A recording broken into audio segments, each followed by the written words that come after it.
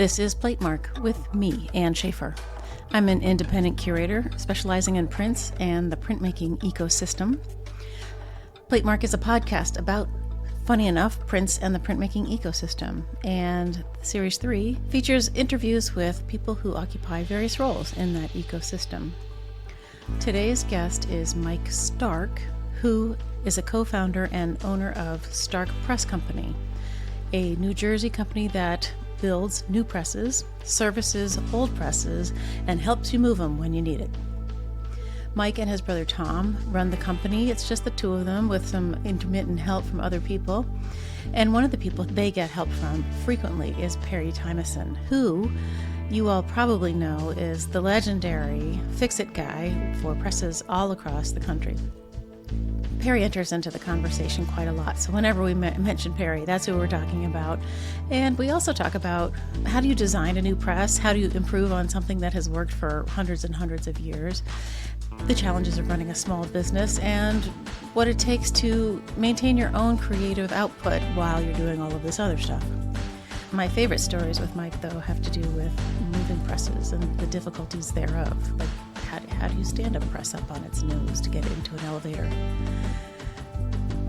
I hope you enjoyed the conversation. It was fun for me. I've always wanted to talk to Perry, who seems a bit shy. Perry, you're coming on the show, right?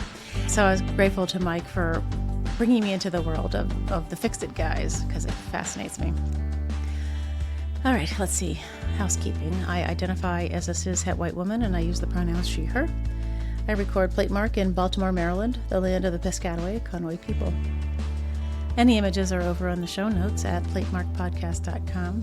You can also hit the support and donate button over there and help me keep the lights on. All right, let's get rolling. Mike, it's great to see you. Thank you for coming on Platemark this morning. Thank you for having me. Well, of course. Yeah, my goal is to hit all of these pockets in the print ecosystem, and the press builder, press repaired guy has been on the top of my list for a long time, and you are the guy. So that's why we're here. I'm flattered and honored. I'm only one half of the guys. It's me and my brother Tom, who's a little camera shy, but so I'll be talking for both of us, I guess, today. Well, whose idea was Stark Press? Mine. I'm the printer in the relationship. He's more of the mechanic / machinist of the relationship. He's the one that's currently in the back wrenching on presses. And I went to school for print media. And originally the plan was to open a print shop. And it was a print shop. And now it's a print shop / press storage / machine facility that's kind of just outgrowing itself. Oh, really?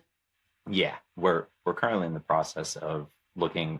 We actually made an offer earlier this week on an 1,800 square foot building in North New Jersey, where we hope to move the operation. So, you went to school for prints and printmaking to AIC, right? SAIC in Chicago. Sorry, the School for the Art Institute of Chicago, everybody. Yeah. Did your brother, was he interested in prints too? I mean, did he back into this because you're in it? So I've been involved in print for the last 15 years in some degree. When I was in high school, I worked for a commercial print shop doing promotional items, T-shirts, and, magnets, bag clips, all kinds of stuff. And I originally went to Chicago with the intention of being a graphic designer. And I spent a year in the visual communications program, and it wasn't for me. I really wasn't feeling it. I was like, I can't see myself doing this for the rest of my life. Clicking a mouse. It just, I don't know. It wasn't as exciting as it was when you learned Illustrator and Photoshop in high school. I had a really wonderful high school graphics arts teacher named Pat Gorman, who totally got me into all this. And he's the one that showed me screen printing and really introduced me to print before I got that job. So I wandered over to the printmaking department, and I met a guy named Ollie Watt, and he introduced me to, relief printing and then screen printing. And then it kind of snowballed from there. And I was like, I love this. I absolutely love this. And I could see this being the rest of my life. And when I told my parents, they were terrified. And I was like, no, it'll be okay. It'll be okay. So I graduated with a BFA with a focus in print media, and I moved back to New Jersey. I worked for several years as a sheet metal fabricator for an architectural sheet metal shop in the area. The owner of that company, who's still a very good friend, even though I quit on him one day because I decided I don't want to be a sheet metal fabricator for the rest of my life, was very supportive. He worked me to the bone, but he allowed me to save enough money to buy my first press and rent a space in the area. And without him, it wouldn't have been possible. So I had this studio, and I was like, well, now I need presses. So I was introduced to Perry Tymeson, the wonderful Perry, who without him, I don't know where any of us would be. And he helped me get my first press. And he said, hey, I won't charge you as much for the moving service if you help. Show up with you, another guy in a pickup truck, and we'll pull this 24-inch Charles brand out of a basement in Connecticut and bring it to you in New Jersey. So I showed up in Connecticut with my best friend Ian and my dad and his pickup truck at 7 a.m, and there Perry was, and he was methodical, and it was mesmerizing, and I loved every minute of it. And from there, we've been very good friends, and I worked with him for a couple of years. And my father was always, at first, I don't know if I can say Star World might hate him for this, but he passed away, so he can't defend himself. When I told him I was, going to go to art school, he was like, oh, great, just what the world needs, another basket weaver. Oh. And it turned out he was the biggest supporter in the end. He really, I would call him and I'd say, hey, I found this printing press up in, it could be anywhere. And he'd be like, okay, let's go get it Saturday, and he would just drive. Unfortunately, he passed away in 2019, and I needed help. I needed help picking this stuff up and putting it down and moving it. So I called my brother, and I was like, hey, he was currently living in Pennsylvania at the time. And I was like, hey, I need some help moving some equipment and stuff. Why don't you come back? And he came back, and we incorporated Stark Press Company in 2020.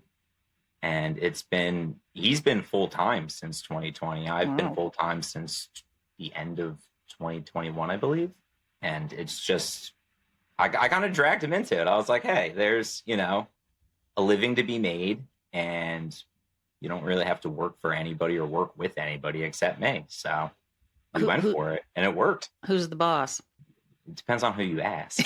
I'd like to think I'm the boss, but I'm sure he likes to think he's the boss. Now, we're very cohesive with the way we work. I have my strong points. He has his strong points. And without each other, I don't know where we'd be. Yeah. You're not twins, though, are you? No, he's 3 years older. Oh, okay. He's 3 years older, so I'm the baby brother. Nice. I think it's an unusual sibling relationship that you can work together, more than, I'm sure, 40 hours a week and still get along and get things done and love each other. We live together. Oh! We owned a house together for the first 4 years of the business coming together. And only recently I got married and me and my wife purchased him out. So now I'm not living with him.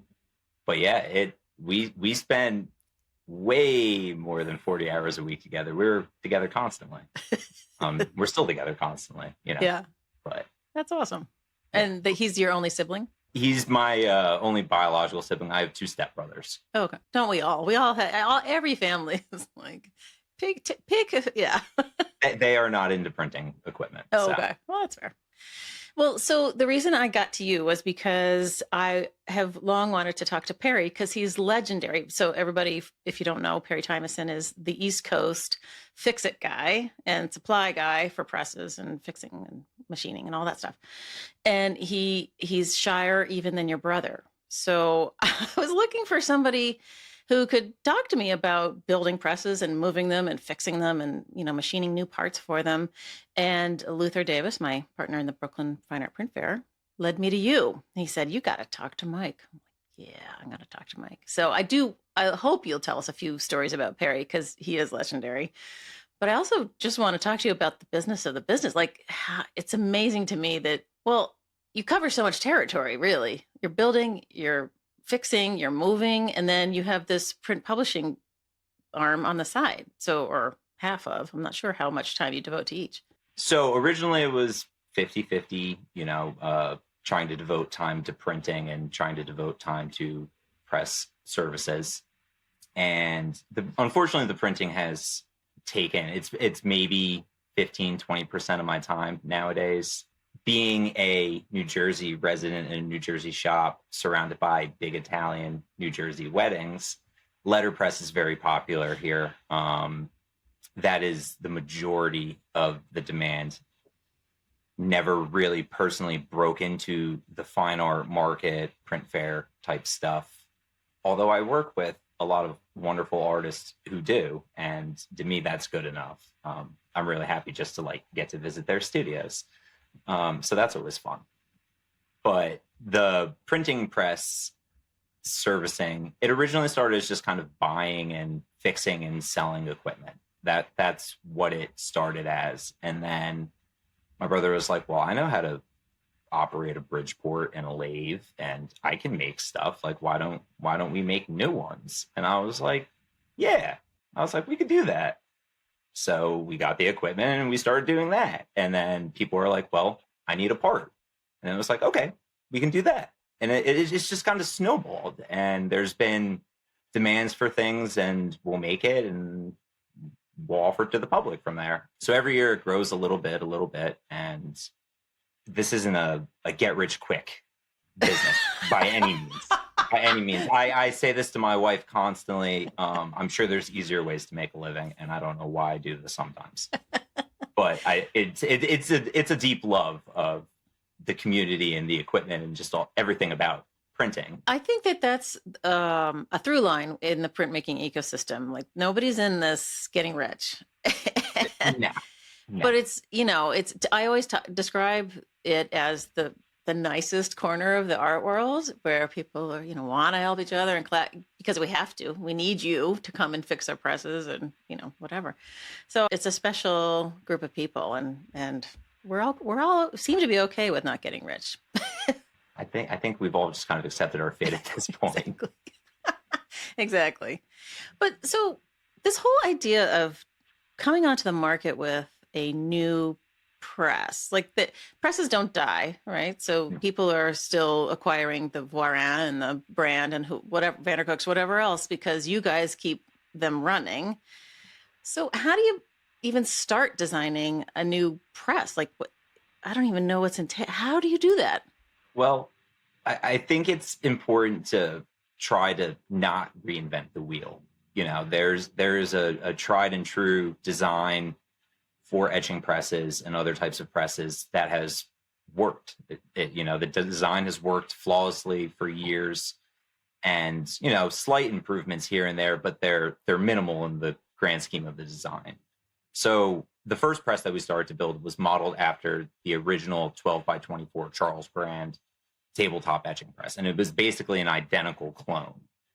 And then from there, we improved on some of the manufacturing process. We eliminated welds and started just making everything from solid pieces of steel, and just kind of streamlined the aesthetic of the press and built it out of slightly better materials and things like that. But we didn't reinvent anything at first. And then when we moved over to building a 16 by 30 etching press, which is our largest and second model that we're currently offering, we start to look at and we're like, okay, well, this is a better design element that we can incorporate, and this is something that we'd like to add to the press. And it just turned into, when you spend 40 plus hours a week working on all types of presses, you see how they're designed, and you see what works and you see what fails, and you just become familiar with it. So you say, okay, we're not going to do that because that's a failure point, and we're going to do this instead.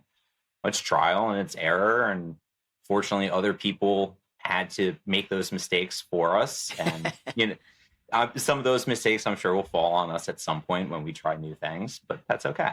For the person who doesn't work around presses all the time, I'm an admirer from afar, and I have printed a few things with my friend True.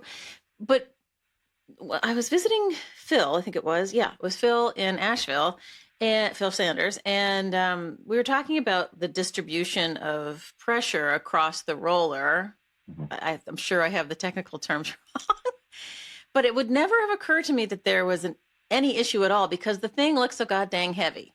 Like, it's amazing to me that the mechanics of something that's so solid and so substantial could bend, I guess. I mean, it's insane. It's really just, basic engineering at this point. I'm no engineer. And I'm not an engineer, and I'm not going to claim to be an engineer. I spent one semester in the designed object program at the Art Institute, and I learned about, this is when 3D printers were like just coming out and everything. So we're learning Rhino 3D modeling, and they had us remodeling iPhones and 3D printing them and stuff. And I was like, this is cool, but I don't want to work in this type of industry. But I always kind of kept it in the back of my mind, like, hey, these skills are useful somewhere along the way. So everything that we're doing, and it's all self-taught. There's no formal mechanical engineering degree. It's the machinist handbook and stuff like that. But there's rules to it, and things will bend and things will fail, and people have an incredible way of breaking stuff. It's really impressive. But you guys are concentrating on etching presses only, or are you branching out into? No, we only build new etching presses, and that it'll probably remain like that for a while. But we service and buy and sell lithography equipment, letterpress equipment, occasionally some screen printing equipment, binding equipment, cutters and job backers, and all kinds of random stuff. It just depends on if somebody's looking for something. We tend to get artists and individuals who will contact us and will say, hey, I'm looking for this and I can't find it. And we'll put them on a list. And when we stumble across it in the future, we'll, try to facilitate that transition from one person to another. But feels like there should be some central database for all of the equipment, like there is a wonderful Vandercook census run by Paul Moxon. Oh, hey. So if you have a Vandercook and your serial number is not on it, please add it. Wait a minute. Back up. Who's Paul Moxon? Paul Moxon is a wonderful Vandercook press mechanic. He's the guy. He's the Perry of the Vandercook world. Whoa. Okay. I have not traveled into the Vandercook world. Wow. Where is he located? That's a good question. Oh, shoot. Not on the East Coast, I don't believe. Isn't there a Perry equivalent on the West Coast? Is it Stephen somebody? Steve, are you talking about Steve Robinson? Maybe. I don't know. Steve Robinson is, I guess, Midwest. I think he's in Indiana. Oh. Okay. And he's similar to Perry. He buys and sells and moves equipment. So Steve drives around the country running a open trailer, and he's just got equipment loaded, and he'll bring it from A to B for you. And he'll load it and unload it. And he also does restorations at his shop. And I believe his store is Letter Preservation on eBay. I apologize to all you guys if I'm shouting you out, but I'm getting your information wrong. I really do. I believe Steve's Letter Preservation on eBay, and he sells etching presses and letterpress equipment. I got my Vandercook from him, thankfully. Oh, there you go. Yeah, no, I think that's right. Somebody had mentioned him to me, and I lost track of the name, of course, because I can't remember a thing. But you guys are like this fabulous fraternity, and there are not very many of you. Like, there should be a little conference. You should all meet up in Puerto Rico or something. we're all friends. You'd have to be, right? It's very hard to get things done without support sometimes, and sometimes you need somebody to pick something up in California and drive it to New York, and I've driven to Denver, I've driven to Wyoming, but it's a chore. It takes a long time. It does take a long time, and it's exhausting. Well, you've seen a lot of the country, though. That's the benefit, right? And now you know all these cool people. Yes, that's probably the best part about this whole gig is the people you meet along the way. They're they're wonderful. Their art is wonderful. Their spaces are wonderful. It's nice. I have this unrealized idea in my brain about writing and it must probably will have to live online because it will change all the time as you guys buy and sell stuff. But the provenances of each of the presses, like they don't die, right? So the press that you're using might have come from, some famous artist in Boston, and that one might have come from, Paris and I find the history of these inanimate objects, but the life and work that they've seen go through their systems, like, I don't know, just so intrigued by it. When I get the history and the backstory of a press, I always pass that information on to wherever it goes. I try not to let that die. But sometimes you find presses and people, they can't tell you where it came from. It's just sitting in a barn or sitting in a basement, and, grandpa put it down there years ago and they don't know. Like my first press it was a one owner press. She owned it for years. And unfortunately, she was an older woman who was being forced to sell her home and move out. So she had to get rid of her press, and she really didn't want to sell it. She wouldn't even let us in the house to look at it until we showed her the cash to buy the press. It was very strange. Oh boy. But by the end of the situation, we realized that it was just, she was upset. She had to sell her etching press. Who wants to do that? Right. And her name was Yvette. And don't worry, Yvette, your press is in good hands. Never selling it. It's right there. Nice. That sort of advocates for engraving somewhere on the press who it goes to and the start date of their ownership or something, so that there's like a record, like some plate, like little ownership plate or something. That would be a smart move, honestly. It's a great idea, Anne. It is a great idea. I know the Rembrandt presses and the Martek presses, if you look at their plaques, they typically said who they were made for, whether it was an organization or a private individual. So you can usually at least find out who the original owner of those presses were. Well, okay. So everybody who's listening who owns a press, at least take a Sharpie to your press and write somewhere when you got it and from whom for me, please. But I'm so curious about you experiencing any kind of prints and printmaking in high school. But it's an unusual high school, that offers printmaking in any, it was a public school and suddenly there's this guy with interest and talent and he's like, let's incorporate it? So it was a public high school. It was Cranford High School in New Jersey. I was pretty fortunate because Cranford had a very high public rating as far as New Jersey schools went. So I feel I got a pretty decent public education, I'd like to believe. And we had a wing in the back of the building that was the arts department. And there was photography with a full black and white darkroom. There was a AutoCAD class, although I'm not sure anybody actually learned AutoCAD in that class. The teacher was a little strange. There was woodshop and there was autos.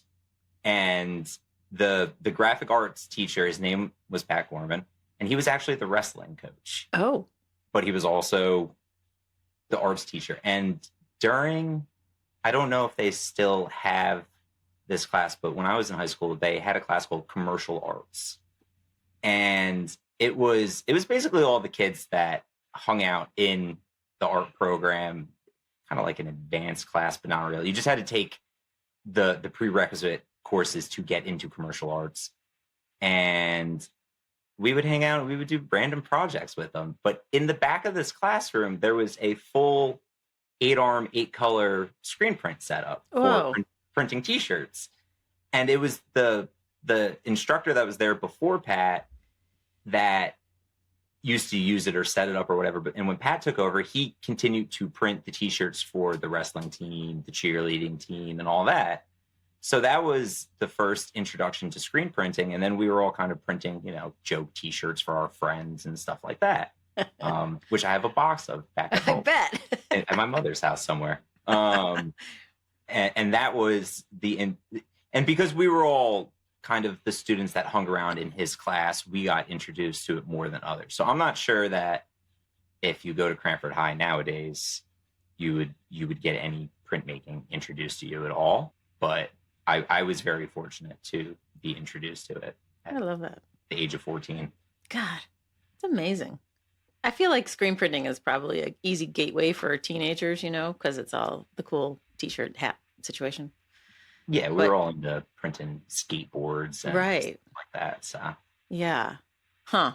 Luther would run away with this one because he loves thinking about how print is everywhere, and the sign on the window of the bank as you walk into it is screen printed on the glass, and it's just everywhere, and how people can come into the fine art end of it from so many different places, and and here we all sit. It's amazing to me, and that artists can run away with their ideas and create these things that you and I can both own. I mean, it's really magical. This idea of machining. What kind of setup? I mean, you have to have equipment and materials. When you set up a shop, you need to have room for the things you're buying and selling, or are they just all sitting in situ waiting for you to come get them? No. So the way this started was I rented a small office from my current landlord in 2017 in this, I think it's a 300 square foot room I'm in currently. And this was the print shop. This was Pink Line Press. And this was my studio. And this is where I worked. I had a little bathroom and one door, and that was it. And over time, there's a room behind me that I obtained from my landlord. So I doubled my space, which was incredible. And then we rented more space. There's a warehouse in the back of the building. So we have a section in a shared warehouse, and then we have a loft that we store a lot of the parts and components in. And then we have 4 storage units around the area filled with equipment, and then a shed in my backyard. So that is why we are on the quest to purchase a piece of property where we can permanently house this stuff under one roof. Yeah. Which would be nice, so people can come and take a look at all of it instead of following me around town to all my storage units. Meet me at the corner of... It has I've happened. got just the press for you. It has happened. I feel like, machining metal must kick up. Like, there's so many different environmental aspects of the different parts of the business that you need to keep all of the detritus out of the presses and out of the printing and out of the, you really need a good facility. Well, we definitely have a dirty area and a clean area. Currently, the presses tend to get assembled in the room next to me that used to be the screen printing room. It's currently the press assembling room, but it's climate controlled. It's actually carpeted, which is bizarre. The landlord won't let us take the carpet out. Oh, funny. He should have let us do that because it's pretty gross now. So we assemble all our presses in a clean, climate controlled room, but all of the machining and stuff happens in a heated warehouse with no air condition. So Tom doesn't enjoy himself very much during the summer. But we have, it's an area with our lathe and our Bridgeport. We have other machinist tools to accomplish the parts that we make. We're also in a very industrial section of New Jersey. So there are other vendors in the area that can do things better and cheaper than we ever could, such as plating our rollers. We have a guy that does the plating on our rollers, and he makes them look brand new. And we looked into how much a chrome plating setup would cost, and it's astronomical. So some things are cheaper to just send out and admit that somebody can do it better. Yes. That's it's like a little example of the microcosm of printmaking, right? There's always somebody who can do it better. When you were doing all of the studying of printmaking and graphic design that sort of interested but not really interested you, do you make your own work now? Not as much as I'd like to. But you're an artist at heart. Yeah. When I went to art school because I thought I was going to be some gallery artist in my dreams or something, showing my work. And turns out I don't like showing my work. It doesn't do anything for me. Wait, hold on. Which part of it? I like to make prints for myself. It's the act of making a print has a sort of therapy to itself that I deeply enjoy. And I don't really care what anybody has to think about the end result. I don't care if you want to hang it on your wall. I don't care if it evokes any emotion in you.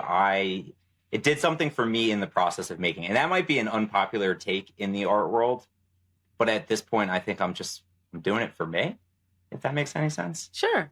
Well, then what happens? Like, you could just throw out the stack of prints you've just made and I give them away. Oh, I give them away. I trade them, because people will wander in and they'll take a look at it and they'll go, "Oh, I really like that." And it's like, well, if you really like it, there you go. You can have it. Yeah, I'm just making prints to make prints. I make prints because I can. Okay. Fascinating. Okay. So I don't even know where to go with that. So, some Phil Sanders would take you to task because giving away prints is not doing anybody else any favors, Mike. That's okay. The prints don't pay my bills. Well, okay. Fair enough. That's my artwork doesn't pay my bills, I should say. Right. I'm not giving away wedding invitations. Well, sure. Yeah. Do you have people that come in and run those for you, or are you doing the whole thing yourself? It's just me and my brother. Yeah. When do you think you'll be adding people? Sounds like you will soon. We have a part-time, on occasion helper named Kevin, who I'm sure a lot of people have met along the way. And Kevin helps a lot with the press moving and just general labor of picking things up and putting them down. Bringing someone on to do the printing, probably never. I'm too picky about that. Too picky about people running my own equipment, I think. But we have a network of people, Perry and Steve Robinson and Dan at the Arm NYC and Keegan Cook, Circadian Press. There is a group of us that when we need help, I think we tend to work with each other, which helps keep us from bringing on someone full time. Okay. Yeah. There's not enough meat on the bone, unfortunately, to bring another person on. Just you're in Baltimore, so you understand the East Coast market and real estate and just the taxes here and everything. It's very hard to survive sometimes. Yeah, for sure. But it sounds like you're making a real go at it, and people are. I have way too much invested in this at this point to turn back now. Way too much. Way too much. Yeah, but we need you, clearly. I mean, I assume Perry is going to retire at some point. Never. Okay. Never. He's gonna. No, Perry will never retire. He'll drop with a beer in his hand or something. I don't know what'll happen, but he'll never retire. Yeah. 100% nope. Oh, gosh. It's amazing to me. I feel like there's a certain kind of brain in a guy like Perry for whom work is, well, I don't know if it's a joy for him, but he's, one could stop at some point, presumably. But the people who just keep going and going and going, I feel like I'm going to be one of those people. I'll be like 100 and still podcasting. But it's amazing to me, like, that the human brain can make people that are like, I'm going to go forever. And then other people are like, I'm going to go to Hawaii, It's so fascinating. Well, I think it's when you have a job that you love and you love what you do, it's what else do you do? That's when you work a job that you hate, it's really easy to say, oh, I'm done with this. So I understand it. From both angles. I understand people who want to continue working and people who don't. I feel like the people, maybe because there's not a lot of money to be made, like the ecosystem just draws people to it that are passionate and lifers, I guess we would call ourselves. Definitely lifers at this point. Yeah, exactly. Do you ever do demonstrations for like print clubs or groups from museums or anything like that? Yeah, so I've done some visiting artist talks and things like that. I've been teaching at local nonprofits since 2016 around New Jersey. I'm currently teaching at a place called Ducray, a School of Art in Plainfield, New Jersey. I teach usually 1 or 2 classes a semester, currently running an advanced relief class that should start in like 2 weeks. It's every Sunday morning for 5 weeks, I believe. So I teach others how to make prints occasionally. I used to do it more, but it's kind of taken the back burner to things. Yeah. Well, it takes time, right? And that's your weekend. Well, I, You love it. Okay, fair the enough. days blend together. The days blend together. I had to double check that today was actually Friday. Well, there's a hangover from the holidays for sure. I didn't know what yesterday was either. Like, where are we in time? Oh God. But you are newly married, and is she an art person too? She's a makeup artist, so a different kind of artist. She works for Chanel, and she's she's not a printer. She has very little interest in prints other than the finished products. She enjoys looking at all the weird prints I have hanging around the house. But she's known me as long as I've been printing, and she's always been very, very supportive of all of this. So I don't know. I've got the best wife. Yeah, that's good. That's a good attitude to have in the early days of your marriage. No, congratulations to both. Thank you. I'm sure people are going to ask him in 10 years. Yeah, right. Yeah. I mean, having a supportive spouse is really important when you're in the ecosystem that you have to be passionate and not expect to make a. And I work weird hours and constantly on the weekends and driving around all over the place and not home for weeks at a time and stuff like that. And she doesn't complain. Yeah. So. What's your favorite part about? I mean, because you do so many different parts of it. I think the moving. Really? As odd as that sounds, there's something about looking at a heavy object and just going, yeah, I can do that. It's very satisfying. And the more you do it, the better you get at it. And the less challenging it is. And I don't know, it's just a satisfying conquest. Well, you certainly have a sense of accomplishment when you're done, right? Yeah. So the other day, I believe it was 2 days ago, sometime this week, we went to Westchester University, and there was a Vandercook Universal One on the 5th floor of their library. And it needed to be removed and be delivered to Rutgers University in New Jersey. And normally picking it up and going from A to B would not be very problematic. Anybody could do it. That's not true, Mike. That is very true. That's very true. With enough tools, anybody can do it. You just have to be safe about it and have insurance. Colleges don't like when you try to do things without insurance, so be insured. But the Vandercook was put in probably 40 plus years ago, and it was stood on its nose to fit in the elevator to bring it up and in. And that's how it had to go out. So we had to bring a gantry crane, which was actually custom built by Perry. It's Perry's gantry crane. It was custom built by Perry to fit in small elevators because a normal gantry crane doesn't fit in most of these buildings.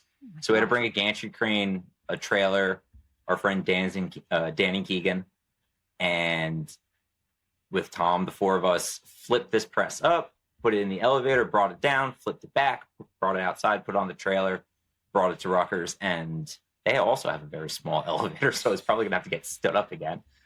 I think a Universal One weighs 1,200 pounds, give or take. And the first job I ever did with Perry was actually stand a Universal One on its nose in New York I believe it was 2017. And I was terrified. I was like, I have no idea how we're going to do this. This is insane. And then we did it, and I was like, this is awesome. And we haven't done it since. So it's been almost 7 years since the last Universal One nose flipping job, whatever you want to call it. And it was a lot easier and a lot less nerve-wracking this time. So, but wait, when you say, well, we flipped it up on its nose, like 3 of you are lifting this thing? Like, how does that work? No, we're using straps and chain hoists. Okay. And we're working strategically and safely. Okay. You could manhandle it, and it's been done, and it's possible, but it's dangerous, and it's not worth throwing your back out or somebody getting hurt or worse. So we bring tools. So this elevator-sized gantry situation that Perry built, mm-hmm. I mean, I love this ingenuity part. Like, I needed a thing, it didn't exist, I'm going to build it myself. But is there only one of them, and do you need to build your own? There was one of them, only one of them, and We are currently storing it for Perry, Aha! I believe, until Perry wants to borrow it back or take it back. So it's kind of the floating gantry crane right now. We have a little bit more storage than he does. So. Oh, okay. Where is he? Perry is based out of Jersey City, but he's also now based out of Sharon, Connecticut. Sharon. Okay. I knew it was Connecticut. I couldn't remember where. He's Okay. in Sharon.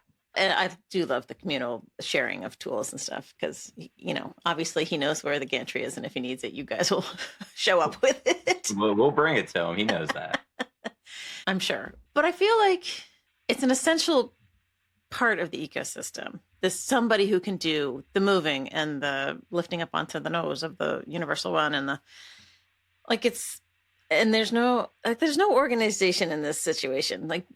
So somebody, Perry, self-identified as the fix-it guy, and he's, become legendary and everything. It's amazing to me that for a long time there was just the one guy on the East Coast, and now there's two guys plus your brother.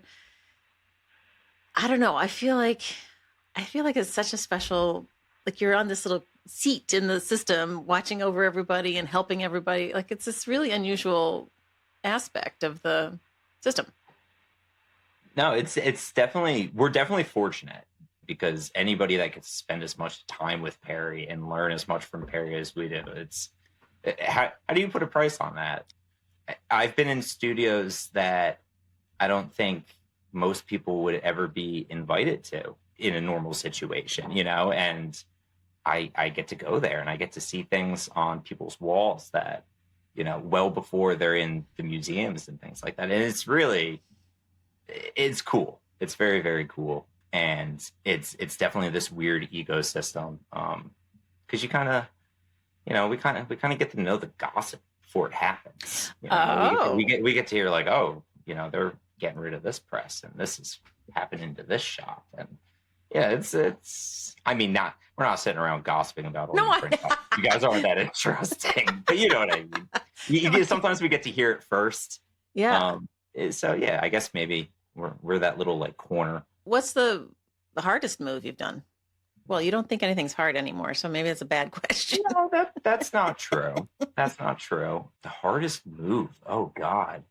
Maybe there was a Vandercook that had to go out a window once. So we had to get a crane and it had to get picked up and thrown out the window kind of and lowered down onto the truck. But from there, it was easy. But how much does it cost to rent a crane, for God's sake? Oh, it depends, but usually minimum $1,500 to get them out there. That seems so cheap, it's such a giant piece of equipment. It's crazy. It really fluctuates. You have to find a local crane guy. The killer is if they have to drive, because cranes get terrible gas mileage. So if they don't have to go very far and it's only, an hour of their time and they need two guys, whatever, to operate the crane, it's not too bad, but the jobs can get very expensive. We did a job once with Perry where a press had to be craned over an entire building. What? The only door into the studio was a lower level back door, and you couldn't drive around the building because the one side, I believe, had a septic tank or something, so you would fall in. So they had to get a crane and raise the crane over the building. And I have photos of all of this. I'm not making it up. So but yeah, I think the crane jobs are probably, I wouldn't say the hardest, but they're definitely the most logistically challenging, mainly just because you're coordinating with other people that you don't typically work with. Well, that's one thing that somebody like me probably wouldn't ever think of, to check with Miss Utility about where the septic tank was and not drive over it, It's a whole thing.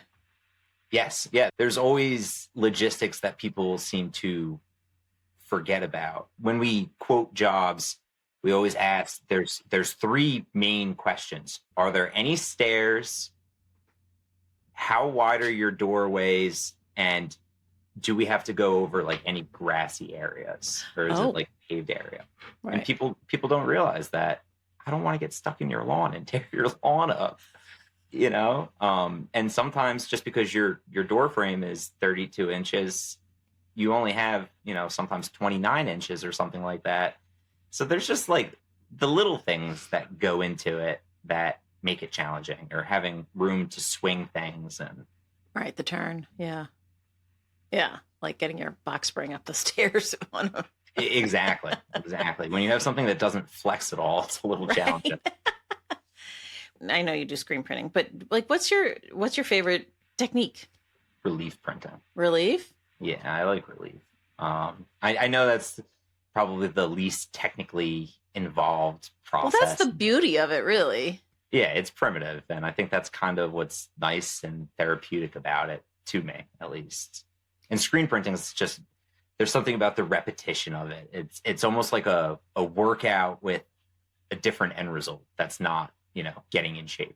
The fascinating thing that has occurred to me while we've been talking is that screen print and wood, or relief, however you want to put it, are the two techniques that you really don't need a press for at all.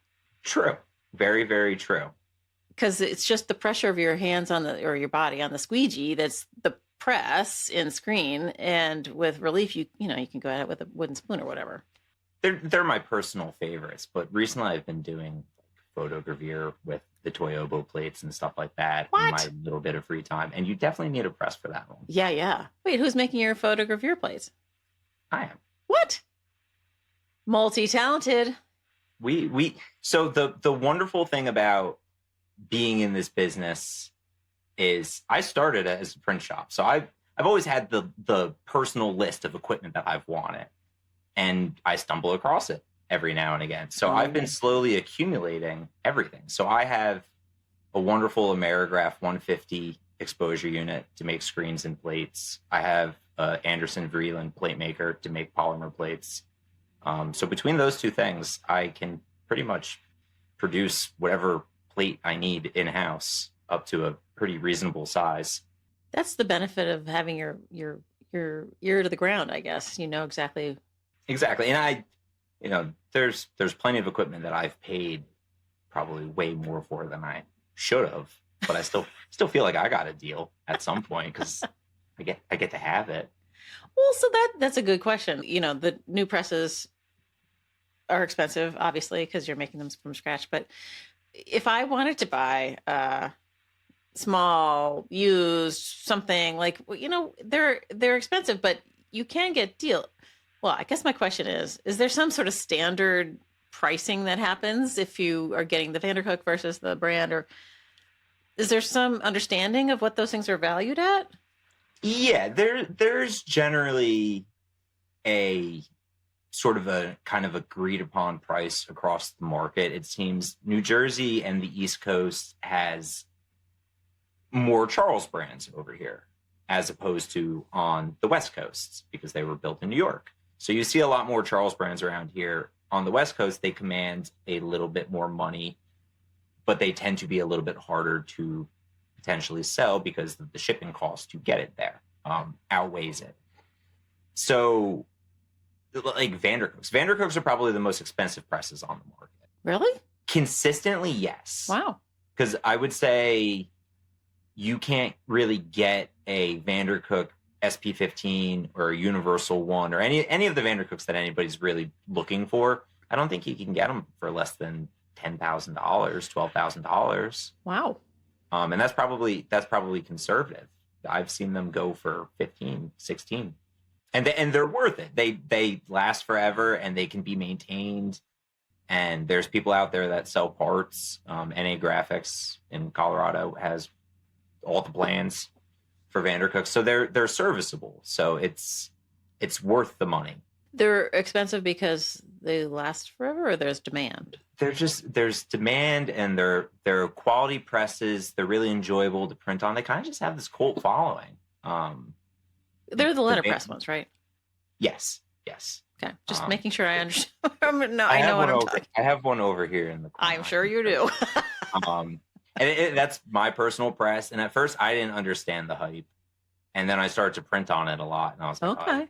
I love this thing. It's awesome. So I can understand why they command so much. It's one of the ones that it kind of cycles through. It's not a hand inking, blah blah blah. Like it goes. Exactly. Yeah, it's all self-inking, and all you're doing is feeding the paper and cranking the arm. Well, that's really the difference. Like when you're doing on etching, you're it's one at a time and laborious. And the etching presses can also command a lot of money. I think their value is going up mainly just because of how expensive it is to build new presses. The cost of materials and all of it's gone significantly more expensive. So holding on to used presses and taking care of used presses, it has value in itself. But they definitely, the Charles brands hold value. The Talkage presses hold value. Vandercooks, they hold value. There's a lot of equipment that you can pay a lot of money and still sell it for what you paid for it just because they hold value.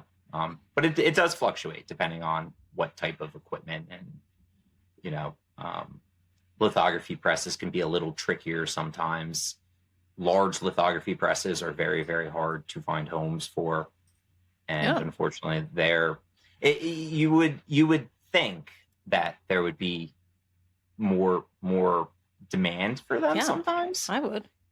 But it depends on the brand. A large Talkage litho press, because Talkage has been doing litho right for 20 plus years. Those presses you'll have no problem getting rid of. But the older Fuchs and Langs and presses like that haven't been serviced, or there wasn't someone to service them. They tend to have a harder time finding a home. It's very strange, and there's waves in the market. Sometimes people are looking for etching presses or litho presses, and it all fluctuates. But the Vandercooks have remained arguably the most consistent as far as high value presses. But also, what's occurring to me is the Vandercooks are in demand in a more commercial setting, more so than an etching. You know what I mean? Because you're doing in a commercial setting, definitely. They tend to end up in universities, I feel like, because they're the only people that can afford them. Yeah. But here's a question for you. This is, I sometimes I'm playing dumb and I'm asking questions because I think people will be interested in, but this time I'm really asking because I don't know.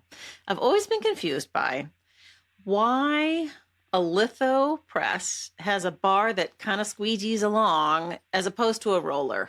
I think it's just the distribution of pressure because of the stones. The fragility. Yeah. You're not trying to bust stones, potentially. I don't know. All right, listeners, write in and let us know. Oh God.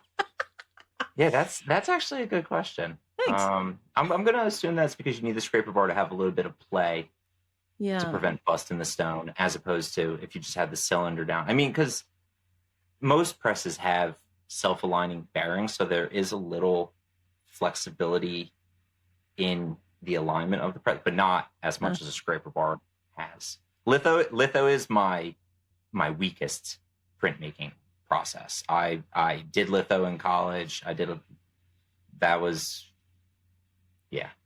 You litho people are insane. I'll move and fix your press though. Well, yeah. Well, so if there are people listening who are like, my grandpa had a Vandercook in the back 40, what's the best way to get in touch with you? And shoot us an email, send us photos. Yeah. Give us a call. How far do you go? Will you drive to California? Yeah.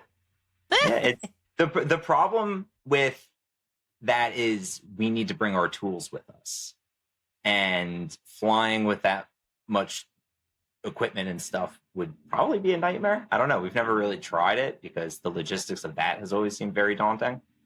So we've loaded up our car and we've driven to Denver. We've driven to Wyoming on separate occasions, and it was beautiful. So yeah, I'd keep going to California, just not right now. Oh, I know. Oh, it's so awful. As we're recording this, the fires are just not even under control in LA. Yeah. But it does sound like the ecosystem needs people to be sort of, spread out across the country, because buying your services local makes a whole lot of sense. Yeah, there's definitely a benefit if you're in the tri-state area. Those people definitely benefit the most, and that's, the majority of our clients and customers. If you're farther away from us, we tend to basically let them know, like, hey, it would be pretty expensive to have us come for a single trip to, service one or two presses. But if you know other artists in the area who also have equipment or other institutions, let them know that you're talking to us, have them reach out, and we can group you all together. And then everybody's just dividing the travel costs, and it saves significantly. Yeah, so they gang up. That's a great idea. Did you Yeah, hear that, everybody?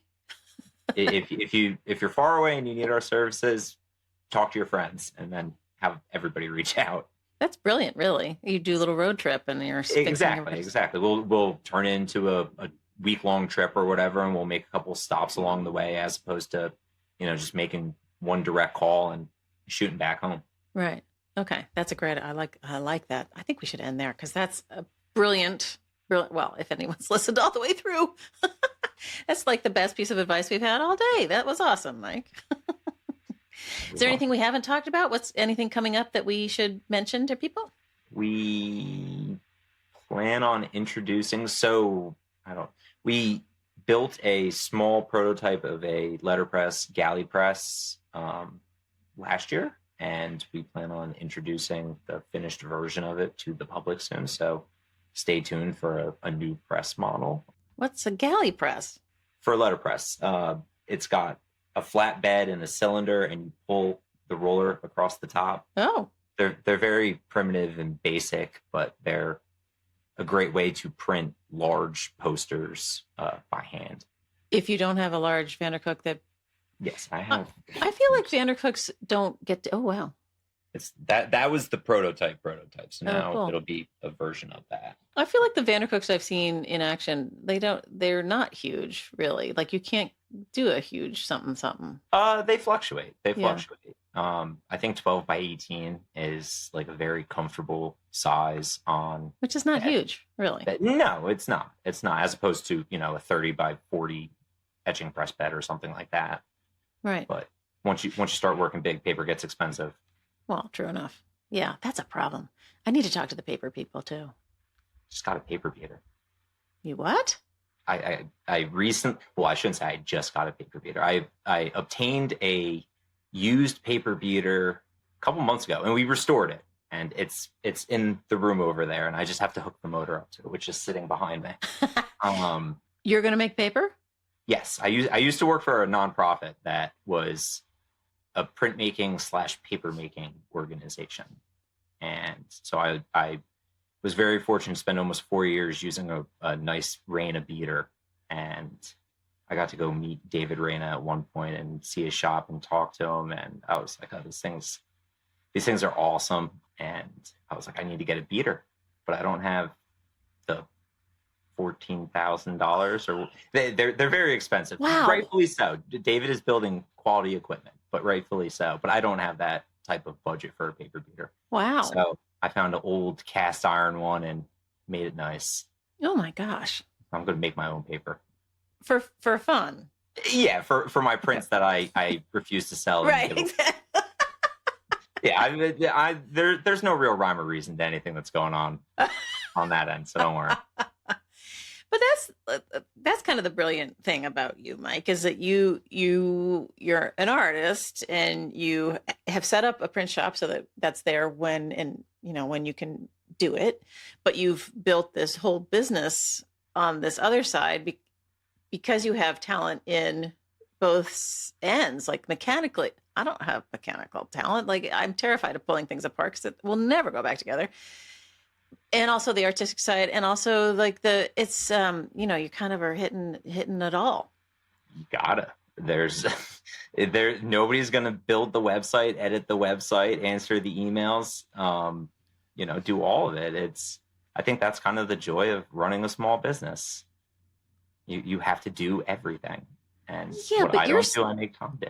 Well, no, I get the small business aspect of it, but you have like 3 small businesses. That's always been the goal. I've always wanted to work for myself. I've been told that I don't play well with others. What? I do, but I have an aggressive view of how to do certain things. Let's get things done. And I worked in the nonprofit sector, so it's a very different world. I've always wanted to. The guy that owned the sheet metal fabrication shop that I worked for was a small business, but he had 15 employees, and a wonderful business. And I was always like, I want to be like this. I want to, be as successful as Dennis and having my own operation, just doing whatever I want, whenever I want. And I'm not quite there as far as the doing whatever, whenever part, but you're on your way. We're very fortunate that we get to do the types of jobs we do. I'm okay with not being picky about it. I just am amazed at, the various areas that you have incorporated into your business life I have a lot of interests. But they're all different kinds of brain spaces. I don't know. I know you're you, and it's always been that way. I get it. But believe me, it takes a special brain to hit all of those. Yeah. Keep it all safe in that little beanie of yours. That's where all the hair's kept. Yeah. Tuck it all up in there. Yeah. All right. Well, people can find you easily online. You're there. Yes, I am. Pink Line Press is there, and Stark Press Company, both. Yes. And people should reach out if they need fix it or new or sell or buy and sell, all of that stuff. And also, I assume you'll contract print if you... Yeah, I would love to do more contract printing, honestly. That would be a great way to spend my quote unquote free time. You are in for life, Jesus. Oh yeah, there's no turning back now. And I'm so bad because I always tell my wife, I'm like, you better pray that we don't die simultaneously because there's way too much stuff in this building. All right. Well, thank you for talking to me. It's a little corner of a big corner of the print ecosystem that I've wanted to talk to somebody about for a long time. So I appreciate your forthcomingness. Thank you. You're welcome. And thank you for having me. I know listeners are fascinated by it as I am, and I really appreciate you doing it. Thank you. Hey everybody, thanks for listening to this episode of Platemark with Mike Stark. I hope you enjoyed it as much as I did. I find him funny and charming and hardworking and all of the things that go into being a successful small business person and artist. Images we talk about are over in the show notes at platemarkpodcast.com. You can also go over to the website and hit support and donate and help me keep the lights on. That would be super useful to me. My thank yous, as usual, go to my guest, obviously, to Mike. Thank you for coming on the show. Appreciate it. Also to Dan Fury of Extension Audio for being my sound guy. Thanks, Dan. And to Uncle Michael Diamond for the use of his original music. And then one final one to Skip Barnhart and Lee Turner, who sent me sounds from their studios that I put together as the soundscape that opens and closes each episode. All right, we'll see you next time.